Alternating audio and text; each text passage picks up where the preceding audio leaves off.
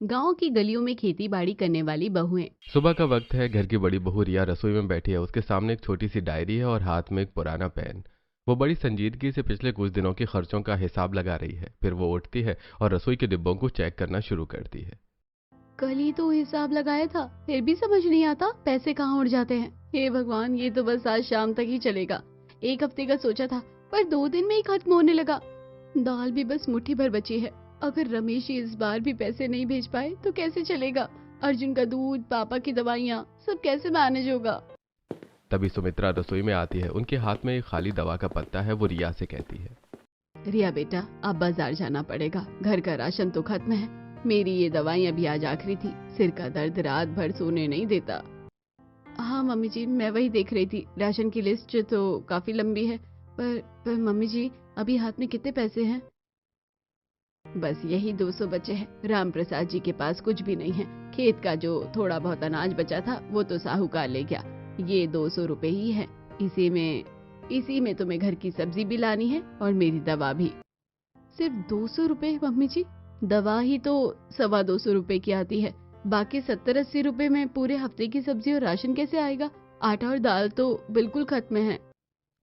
मैं क्या करूं बेटा, भगवान की मार है। तू बस देख, जितना हो सके उतना ही लाना। दवा अगर आधी मिल जाए तो आधी ही ले आना। रिया बिना कुछ कहे नोट ले लेती है और फिर वो पुराना झोला उठाती है और बाजार की ओर निकल पड़ती है। बाजार में भीड़ है। रिया एक सब्जी वाले के पास रुकती है और कहती है, भैया टमाटर कैसे दिए और आलू का भाव क्या है? टमाटर 60 रुपए किलो है बहन जी, और आलू 40 रुपए। धनिया चाहिए तो 20 रुपए की एक गड्डी मिलेगी। 60 रुपए टमाटर? भैया पिछले हफ्ते तो 40 है। इतनी जल्दी इतना भाव कैसे बढ़ गया? और धनिया 20 रुपए? पहले तो आप मुफ्त में डाल दिया करते थे। अरे वो जमाना गया बहन जी। अब डीजल महंगा है, खाद महंगा है। लेना है तो लो, नहीं तो आगे बढ़ो। अगर 1 किलो टमाटर और 2 किलो आलू लेती तो 140 रुपए यही हो जाएंगे। फिर मम्मी जी की दवा कैसे आएगी? दवा तो बहुत जरूरी है, वरना उनका सिर दर्द उन्हें जीने नहीं देगा। सब्जी कम ले लेती हूँ। रिया थोड़ा सा सामान और दवाइयां लेकर वापस घर की ओर चलती है। जब वो घर पहुंचती है तो उसकी देवरानी पिंकी, जो शहर से आई है और जिसकी नई नई शादी हुई है, झोला देखकर कहती है, अरे भाभी, आप आ गई। दिखाइए क्या क्या लाई है। बस इतना सा सामान? हाँ पिंकी, पैसे कम थे तो इतना ही आ पाया। मेरे मायके में थाली हमेशा 3-4 सब्जियों से भरी होती थी। यहाँ तो ना पैसे ना इज्जत। मुझे पता होता ना कि इस घर की हालत इतनी खस्ता है तो मैं कभी शादी नहीं करती। बस मेरी एक मजबूरी हो गई कि मुझे आपका देवर पसंद आ गया। लव मैरिज के चक्कर में मैंने अपनी किस्मत फोड़ ली। रिया कुछ नहीं बोलती और चुपचाप रसोई में चली जाती है। शाम ढल रही है। घर के बाहर दालान में राम प्रसाद जी एक पुरानी चारपाई पर बैठे हैं। तभी रिया एक गिलास में चाय लेकर उनके पास आती है और कहती है, पापा जी, चाय लीजिए, थोड़ा मन हल्का होगा। आप काफी देर से यहीं बैठे हैं। चाय लेते हुए राम प्रसाद उदास मन से कहता है, अरे मन कैसे हल्का हो बेटा। मैंने सोचा था कि इस साल खेत के लिए लोन लूंगा तो सब ठीक हो जाएगा। नई खाद डालूंगा, अच्छे बीज लाऊंगा। लेकिन इस साल की बेमौसम बारिश ने सब डुबो दिया। फसल कटने से पहले ही खेत तालाब बन गए। फसल खराब हो गई। ऊपर से लोन का ब्याज दिन व दिन बढ़ता चला गया। अब रमेश को मजबूरन शहर जाकर नौकरी छोटी मोटी करनी पड़ रही है। उसके बिना यहाँ की खेती भी चौपट हो रही है। समझ ही नहीं आता क्या करे। इतने पैसों की तंगी मैंने अपनी पूरी जिंदगी में नहीं देखी। पापा जी, आप इतना बोझ मत लीजिए। जितना हो रहा है आप कर ही तो रहे हैं ना। इसमें आपकी कोई गलती नहीं है। मौसम पर किसका जोर चलता है? नहीं बेटा, गलती मेरी ही है। मुझे लोन नहीं लेना चाहिए था।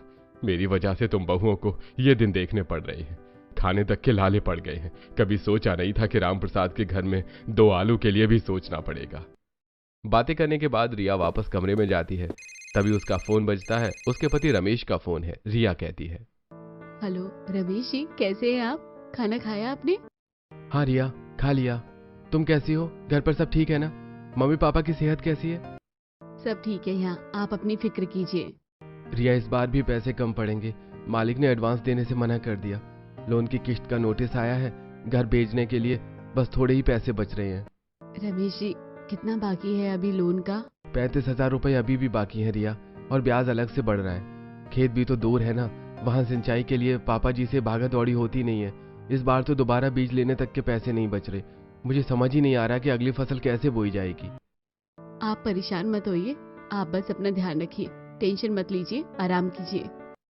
फोन रखते ही रिया की आंखें भर आती हैं। वो कमरे की खिड़की से बाहर देखती है। अगले दिन दोपहर में गांव के कुएं के पास कुछ औरतें बैठी गपशप कर रही हैं। कमला कहती है, अरे सुना तुम लोगों ने, कल रमेश के घर में दाल तक नहीं थी। बेचारी रिया पड़ोसी से मांग रही थी। सच में बेचारी रिया, उसे देखकर बड़ा तरस आता है। कितनी सुलझी हुई बहू है, पर किस्मत देखो ऐसे कंगाल घर में आ गई है। हम चाहकर भी क्या कर सकते हैं, खुद हमारा गुजारा मुश्किल से हो रहा है। अरे गीता, तरस किस बात का, उस घर की बहुओं की किस्मत ही ऐसी है। वो पिंकी को देखो, शहर से आई है रानी बनकर, अब 2 कौड़ी के राशन के लिए तरस रही है। रिया वहीं से बाल्टी लेकर गुजर रही होती है। वो सब कुछ सुन लेती है। उसके पैर एक पल के लिए ठिठकते हैं, लेकिन वो पलट कर जवाब नहीं देती और वहां से चली जाती है। घर पहुंचकर वो देखती है कि उसकी सहेली सविता उसका इंतजार कर रही है। रिया, कहाँ थी तू? तू परेशान मत हो, मैं हूं ना। अगर तुझे कुछ चाहिए तो तू मुझसे मांग लिया कर। मैं ठीक हूँ सविता, कुछ नहीं हुआ। झूठ मत बोला कर, मुझे पता है कि तू बहुत परेशान है। घर में पैसों की कितनी किल्लत है। तू कब तक ऐसे ही घुटती रहेगी? तुझे कुछ तो करना चाहिए। ऐसे हाथ पर हाथ धर कर बैठने से क्या होगा? हाँ सविता, तू सही कह रही है, कुछ तो करना होगा, पर क्या? न जमीन पास में है न पैसा। हाँ, तू जो भी सोचे, जो भी करे, मैं हमेशा तेरा साथ दूंगी। शाम को घर के आंगन में दादी माँ अपनी चारपाई पर बैठी माला जप रही हैं। रिया उनके पैरों के पास जाकर बैठ जाती है तो दादी कहती हैं, क्या सोच रही है बेटा, इतनी क्यों परेशान है? दादी माँ, समझ नहीं आता, रोज हिसाब लगाती हो, एक एक पैसा सोचकर खर्च करती हो। कोई भी फालतू चीज घर में नहीं आती, फिर भी आखिर पैसा कम पड़ ही जाता है। कल बाजार गई थी, सब्जी के भाव तो आसमान छू रहे हैं। 60 रुपए टमाटर, 40 रुपए आलू। दादी माँ, हम जैसे लोग क्या खाएंगे? जानती है रिया, जब मैं जवान थी, इन्हीं गलियों में हरियाली होती थी। हर दरवाजे के बाहर धनिया, पालक, मेथी लहराती थी। किसी को बाजार जाने की जरूरत नहीं पड़ती थी। लोग बाजार सब्जी खरीदने नहीं, सिर्फ अनाज लेने जाते थे। दरवाजा खुला, ताजी सब्जी तोड़ी और बना ली। सच में दादी माँ? फिर अब ऐसा क्यों नहीं होता? अब तो सब बंजर और धूल भरा लगता है। अरे बेटा, कहाँ आजकल की बहुएं, उन्हें जरा सा बाहर का काम बताओ तो वो थक जाती है। खेती बाड़ी कैसी करेंगी? आजकल की बहुएं वो पेट खाली रख सकती है, लेकिन मिट्टी में हाथ नहीं डाल सकती। रिया पहली बार अपनी गली को बड़े ध्यान से देखती है और कहती है, वाकई गलियां काफी चौड़ी हैं, लेकिन वहाँ सिर्फ कूड़ा और पत्थर पड़े हैं। अगर इस बेकार पड़ी जमीन का इस्तेमाल किया जाए, आज भी इन गलियों में खेती हो सकती है। रिया का बेटा वहीं खड़ा सब सुन रहा था। वो कहता है, मम्मी, हम भी करेंगे ना खेती। दादी माँ कह रही थी ना, हम भी लगाएंगे धनिया और पालक।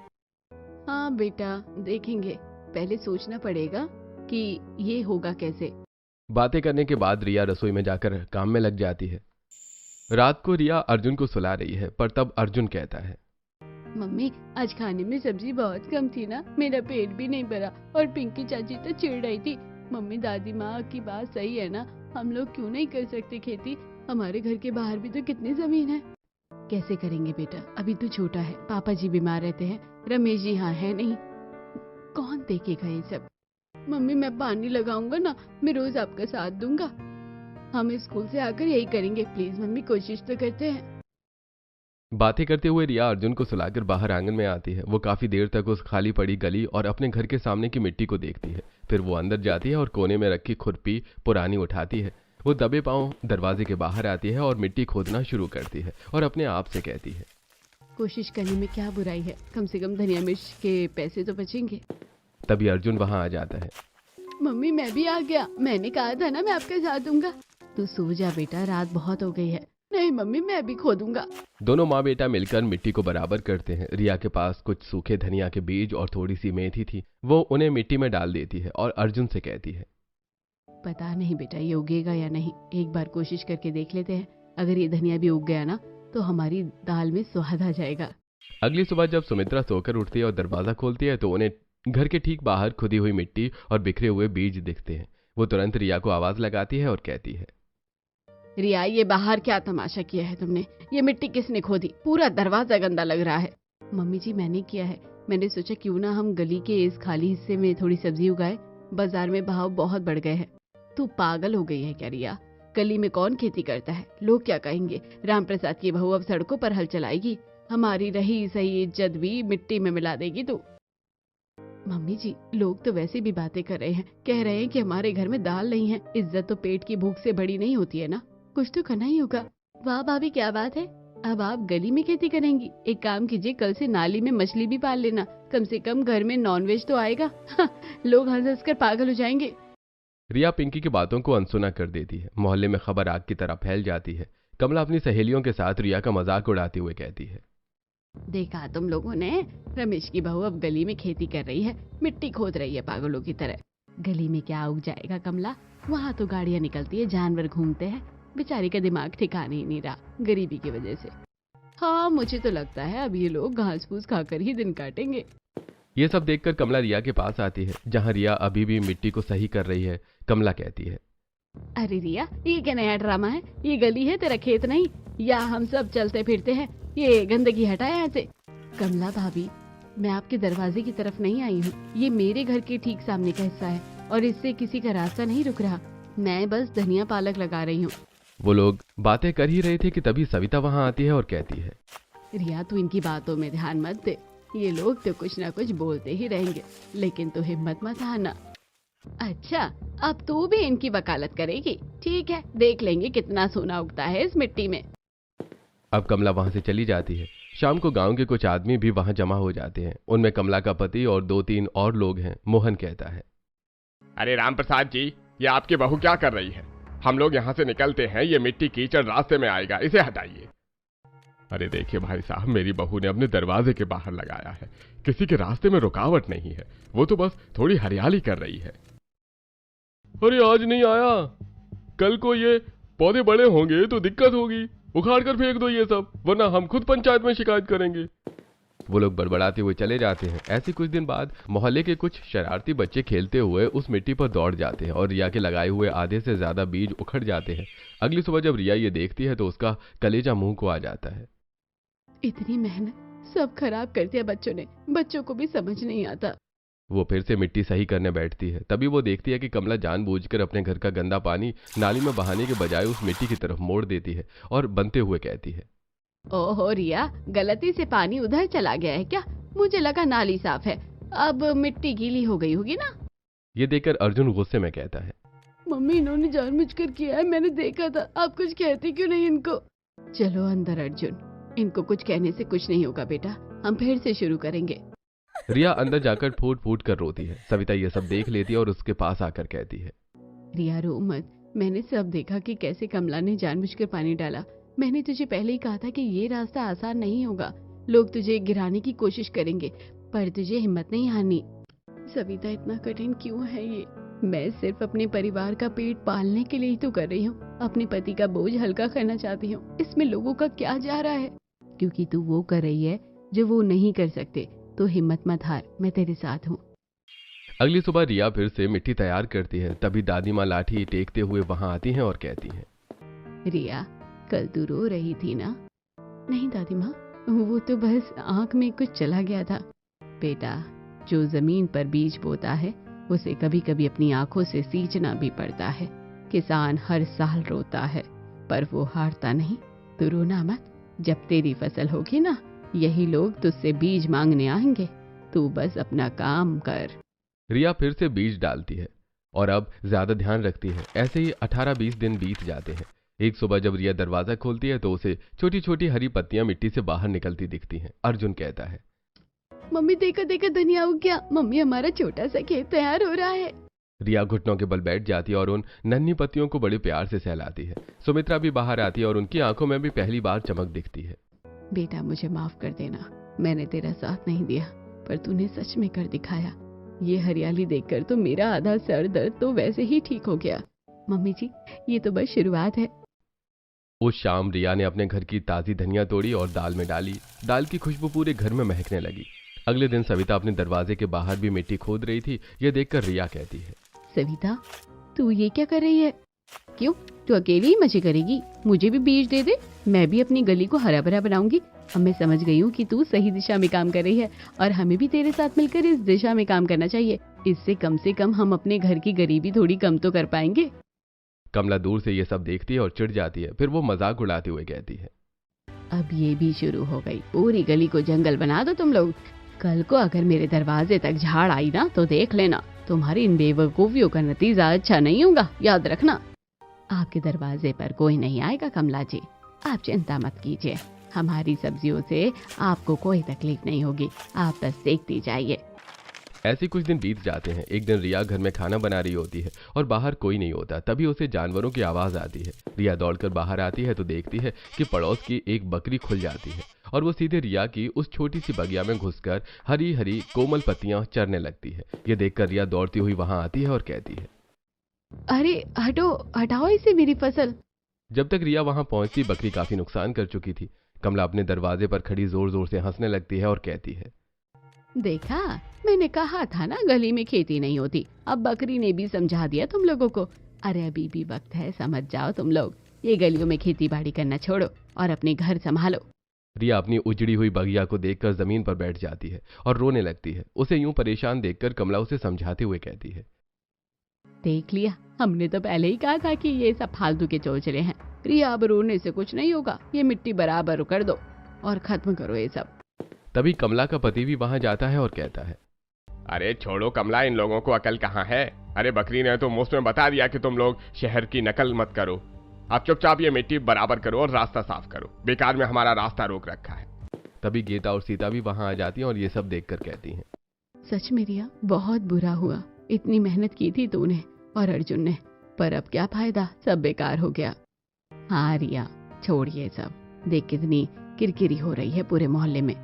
वैसे भी ये मिट्टी उपजाऊ नहीं है, यहाँ बस धूल और पत्थर ही होंगे। रिया कुछ नहीं बोलती। उसकी आंखें उन कुचले हुए पौधों पर टिकी हैं। अर्जुन अपनी माँ का हाथ पकड़कर खड़ा है। उसकी आंखों में भी आंसू हैं। वो अपनी छोटी सी बाल्टी नीचे रख देता है। सुमित्रा आगे बढ़कर रिया के कंधे पर हाथ रखती है और कहती है, चल बेटा, अंदर चल। नसीब में ताजी सब्जी नहीं लिखी है तो कहाँ से मिलेगी। तूने कोशिश तो की, अब इस तरह रोने और उदास होने से कोई फायदा नहीं। हम गरीबों की किस्मत में तो ऐसी ही बर्बादी लिखी होती है। रिया चुपचाप उठती और बिना किसी को जवाब दिए घर के अंदर चली जाती है। रात का सन्नाटा गहरा गया है। घर के सब लोग सो चुके हैं, पर रिया आंगन में बनी उस चारपाई पर बैठी है जहां दादी माँ आराम कर रही हैं। दादी माँ कहती हैं, रिया, रो रही है क्या बेटा? दादी माँ, सब खत्म हो गया। इतनी मेहनत की, दिन रात एक किया, पानी दिया, खाद डाली और एक जानवर ने सब उजाड़ दिया। शायद कमला भाभी सही कह रही थी। मैं पागल हूँ जो इस बंजर गली में सपने देख रही थी। अब मैं थक गई हूँ दादी माँ। थक गई बेटा? थकान और हार में बहुत फर्क होता है। तू अभी थकी है, हारी नहीं है। याद रख, किसान की फसल जब ओलों से गिरती है ना, तो वो रोता जरूर है, पर अगले दिन फिर से हल उठाता है, क्योंकि उसे पता है कि जमीन कभी धोखा नहीं देती, धोखा तो हालात देते हैं। रिया दादी की बात सुनकर चुप हो जाती है। तभी पीछे से दबे पांव पिंकी वहां आती है और कहती है, भाभी, वो मैंने अभी इंटरनेट पर देखा था। क्या देखा तुमने पिंकी? शहर में लोग बालकनी में खेती करते हैं। अगर हम बांस की ऊंची बाड़ बना दे और उसके अंदर छोटे छोटे ऊंचे बेड़ तैयार करें तो बकरी वहां तक नहीं पहुंच पाएगी। और भाभी, मुझे बुरा लगा कि मैंने आपका साथ नहीं दिया। भले ही मुझे ये घर पसंद नहीं, पर आपकी मेहनत तो सच्ची थी। इस बार मैं आपका साथ दूंगी। सच कह रही हो पिंकी? तुम मेरा साथ दोगी?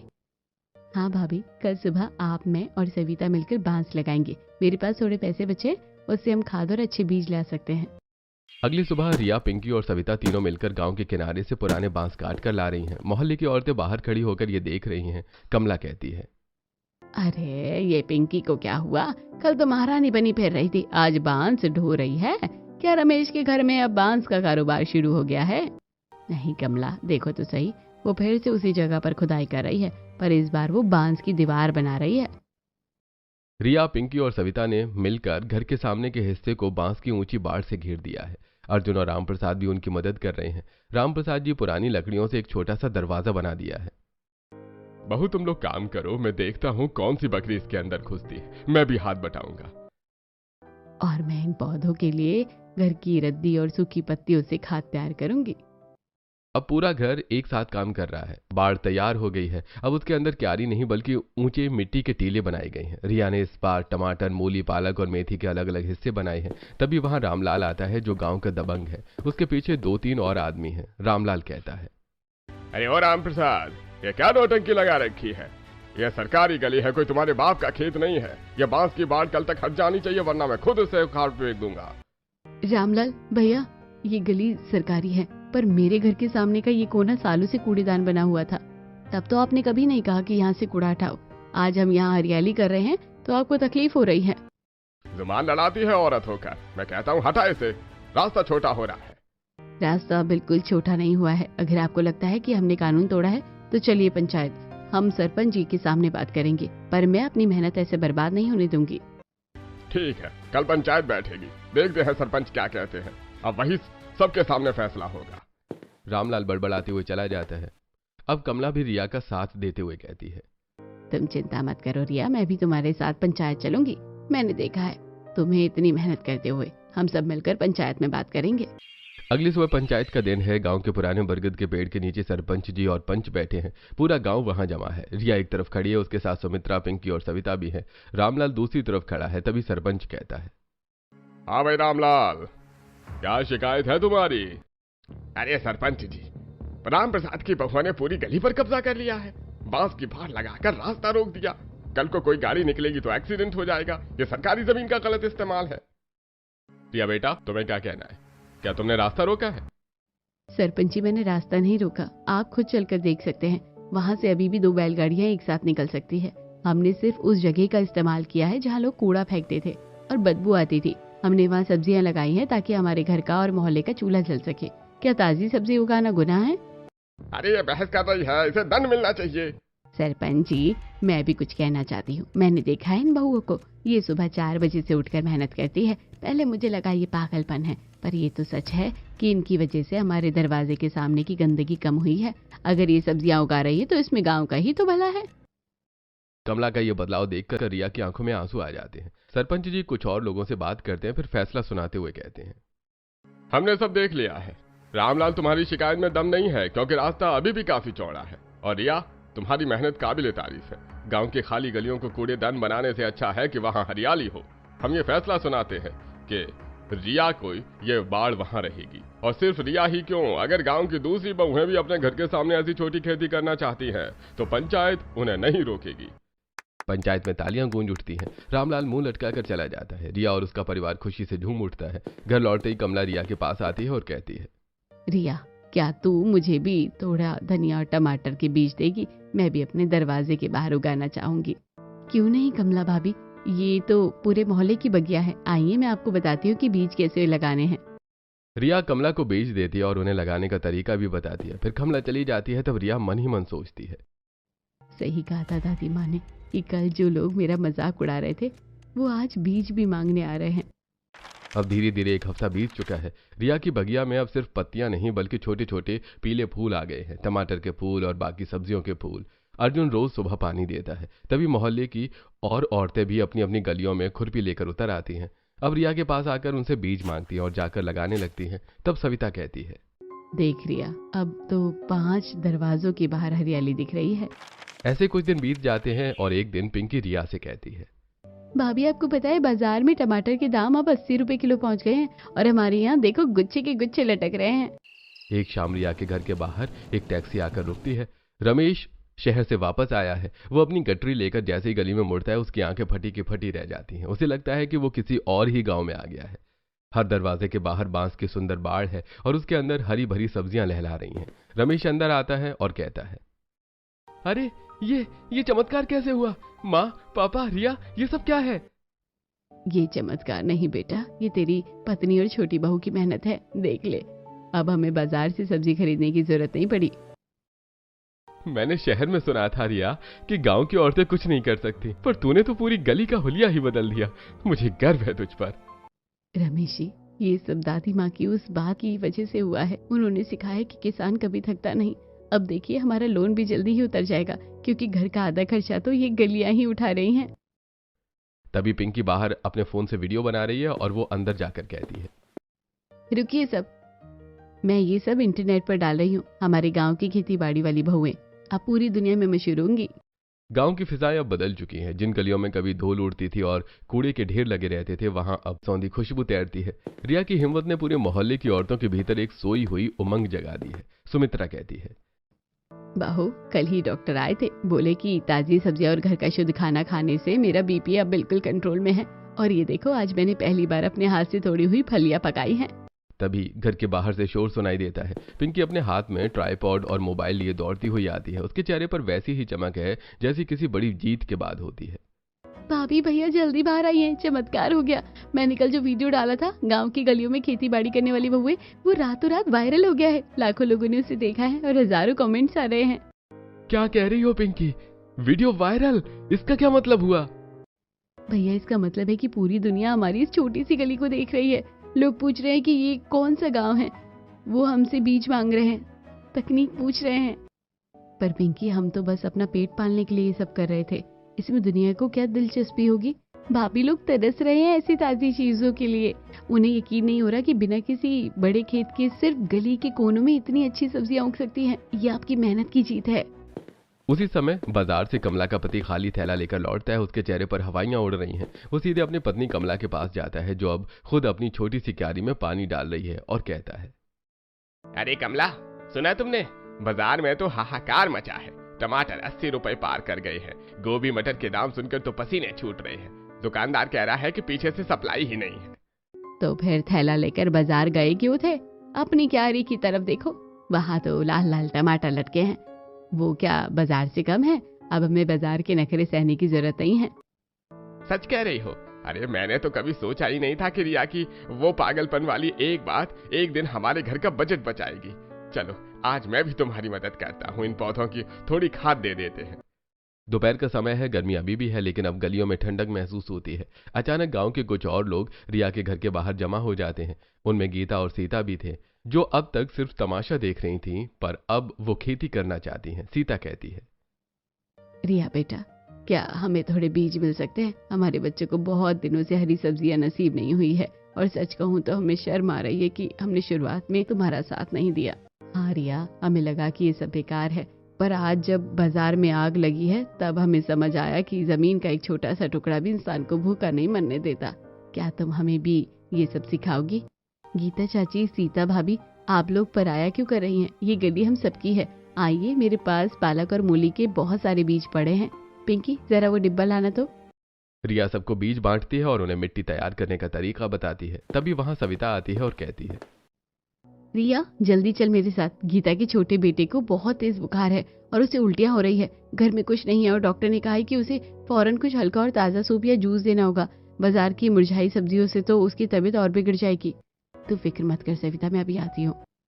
रिया दौड़कर अपनी बाड़ के अंदर जाती है। वो सबसे ताजे टमाटर, थोड़ी सी अदरक और हरी धनिया तोड़ती है। वो सीधी गीता के घर पहुंचती है और अपनी निगरानी में सूप तैयार करवाती है। चाची, ये पिलाइए उसे, ये बिल्कुल ताज़ा है, इसमें कोई दवा या केमिकल नहीं है। थोड़ी देर में उसे आराम मिल जाएगा। रिया, तू तो साक्षात देवी बनकर आई है। मैंने तेरा कितना मजाक उड़ाया था, मुझे माफ कर दे बेटा। प्रिया गीता की बात सुनकर खुश हो जाती है। ऐसे ही एक दिन रमेश घर पर आते हैं और रिया से कहते हैं, रिया तुम जानती हो, आज सुबह ही साहूकार का फोन आया था। उसने कहा कि तुम्हारी इस पहल की वजह से गांव में जो जागरूकता आई है उससे वो बहुत प्रभावित है। उसने हमारे लोन का ब्याज माफ कर दिया है और अब हमें बस मूल रकम चुकानी है, जो हम इस साल की अच्छी फसल से आसानी से कर लेंगे। ये सब हम सबकी सामूहिक मेहनत का फल है रमेश जी। दादी माँ सही कहती थी, जब नीयत साफ हो और मेहनत सच्ची तो पत्थर से भी सोना उगाया जा सकता है। जल्दी ही रिया और उसके परिवार वाले अपना कर्ज भी चुका देते हैं।